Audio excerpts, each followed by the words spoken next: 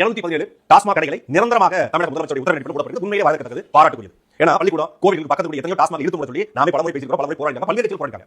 ஆனா வந்த உடனே இதை மூட சொன்னது வரவேற்கத்தக்கது. ஆனா இதுதான் முதல் முறை அப்படின்னு சொல்வது ஏற்புடையது கிடையாது. அவங்க ஜெயலலிதா ஆட்சி வரும்போது நான் டாஸ்மாக் படிப்படியா உருவாக்கி வாக்குறுதி கொடுத்தாங்க. அந்த வாக்குறுதி அடிப்படையில் அவங்க வந்த உடனே 500 டாஸ்மாக் இழுத்து மூடினாங்க. அவங்க எந்த இடத்துல மூடினாங்க அப்படின்னா இதே போல பள்ளிகள், கோவில்கள், அப்புறம் பொதுமக்கள் இடையே இதை எடுத்து மூடினாங்க. 500 கடை மூடப்படுது. அது என்ன மாதிரி 500 கடை அப்படின்னா தேசிய நெடுஞ்சாலைகள், இதே போல இடையூறு ஏற்படுத்த கடைகள், வருமானம் இல்லாத கடைகள் இழுத்து மூடினாங்க.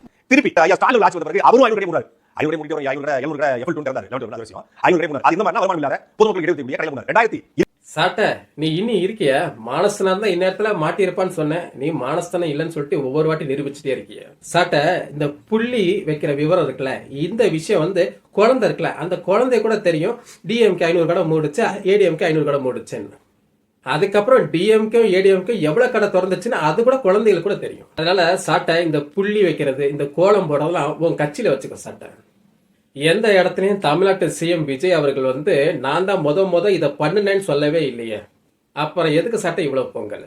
சிஎம் விஜய் அவர்களோட 717 கடை மூடுறது சொல்றது ரொம்ப வரவேற்க வேண்டிய விஷயம். அது சாட்டை வரவேற்க வேண்டிய அவசியம். ஏன்னா அதற்கான தகுதி சாட்டைக்கு இல்லை. அடுத்தடுத்து வர்ற மூவ் இருக்குல்ல சாட்டை, அது இன்னும் பிரம்மாண்டமா இருக்கும். சாட்டை இந்த பாராட்டுற மாதிரி கேவலமா பேசிட்டு இருக்க, இன்னி நீ நிப்பாட்டில சாட்டை. உன் கட்சி 8% இருந்து 4% தான் இருக்கு. 17 லட்சம் தொண்டர்களை இழந்திருக்கு. அதை எப்படி ஜென்ரேட் பண்ண யோசி சாட்ட. உன் கட்சியை கொஞ்சம் கவனி. இன்னியும் மற்றவங்கள மட்டமா பேசி அதுல வர்ற காசுல சாப்பிட்டுட்டு இருக்க பத்தியா, உனக்கு கொஞ்சமாவது வெக்க வரணும் சாட்ட. சாட்ட கடைசி ஒன்று சொல்லிக்கிறேன், நான் உன்னை விட மாட்டேன். உன்னை நான் வாட்ச் பண்ணிக்கிட்டே தான் இருப்பேன். ஏன்னா தமிழ்நாட்டுல தண்டமா சாப்பிட்டுட்டு இருக்கிற எவனா இருந்தாலும் சரி, அவனை நான் விட மாட்டேன். அதுல இருக்கிறது சாட்டை தான்.